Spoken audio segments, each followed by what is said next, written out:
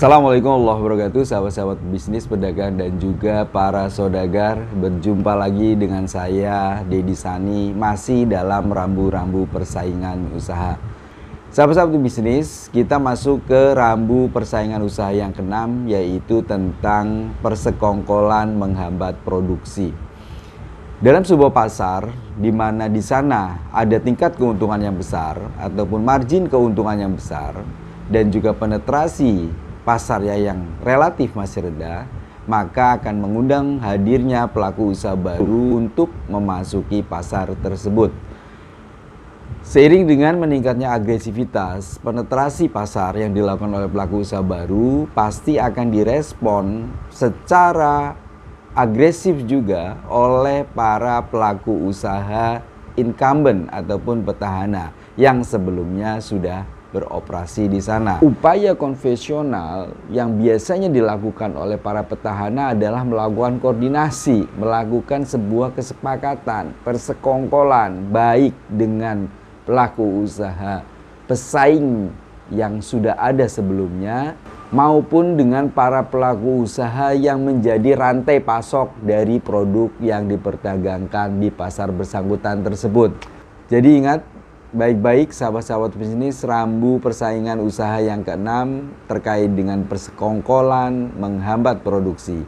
Bahwasanya segala bentuk persekongkolan yang dilakukan untuk menghambat produksi dari pelaku bisnis pesaingnya yang dilakukan agar supaya produk yang dipasok ke pasar bersangkutan menjadi berkurang, baik dari sisi jumlah, kualitas maupun ketepatan waktu yang bersyaratkan, sama sekali tidak dibolehkan.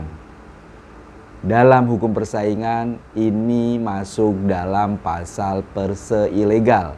Jadi tanpa harus membuktikan dampak yang terjadi di pasar, ketika ditemukan sebuah aktivitas koordinasi persekongkolan di antara para pelaku usaha baik di pasar bersangkutan tersebut maupun persekongkolan dengan rantai pasok pelaku usaha yang menjadi bagian dari rantai pasok produk tersebut, maka akan masuk sebagai bentuk pelanggaran hukum persaingan.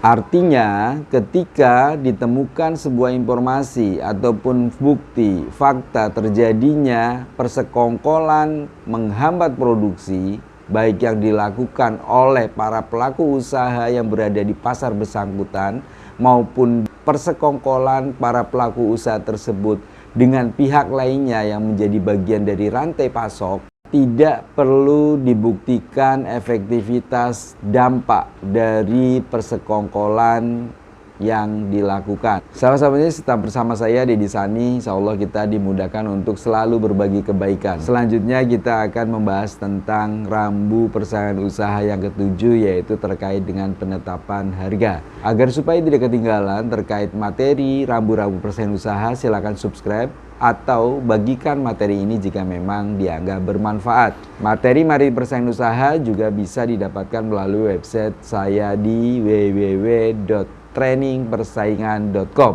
Saya Dedi Sani, sampai jumpa lagi. Assalamualaikum warahmatullahi wabarakatuh.